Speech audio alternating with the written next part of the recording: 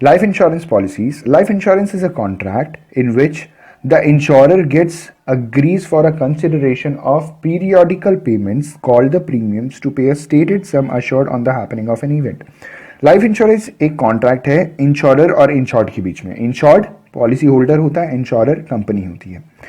अब इसमें आगे ये बात बोला गया है कि जो insurer agrees for a consideration, insurer agrees for a consideration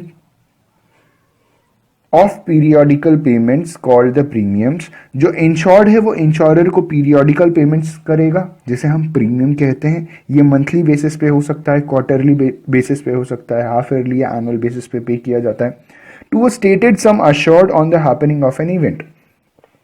और जो इंश्योरर है वो किसी इवेंट पे स्टेटेड सम पे करेगा. जैसे एग्जांपल के तौर पे अगर किसी इंश्योर्ड ने 5 लाख रुपए का इंश्योरेंस कराया फॉर 5 years, तो जो इंश्योर्ड है वो इस सम 5 लाख रुपीस को 5 years तक छोटे छोटे इंस्टॉलमेंट पे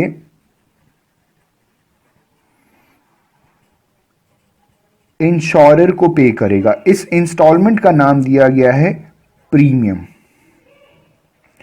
जिसके बदले में इंश्योरर जो कंपनी है वो गारंटी लेती है कि वो इंश्योर्ड को अगर कोई इवेंट हुआ, मतलब जिसमें पेमेंट करना पड़ा, क्लेम आया, वहां पे इंश्योरर ये गारंटी लेता है, वारंटी देता है कि वो पेमेंट करेगा.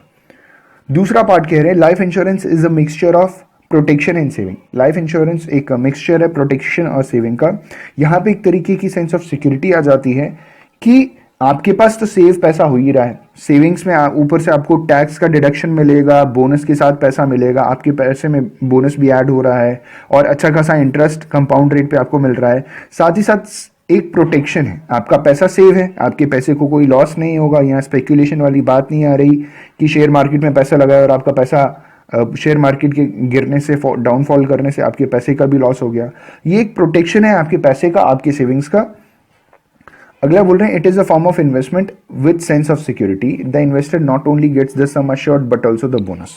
जैसे कि यहाँ साफ साफ लिखा है कि यहाँ पे एक सेंस ऑफ सिक्योरिटी आपके पैसे से रिलेटेड भी है, ऊपर से आपकी फैमिली से रिलेटेड भी है कि आपने जो भी इंश्योरेंस करा करके रखा है, सपोज कोई भी ऐसा इवेंट हो गया जहां पे अनफॉर्चुनेट डेथ हो गई, तो आपके डिपेंडेंट्स के लिए वो एक सेंस ऑफ सिक्योरिटी वाली चीज है कि कंपनी, जो इंश्योरर है, जो कंपनी है, वो गारंटी लेती है कि वो आपकी फैमिली की हेल्प के लिए आएगी और जो भी आपने इंश्योरेंस कराया उसका पैसा दे करके उनकी हेल्प करेगी.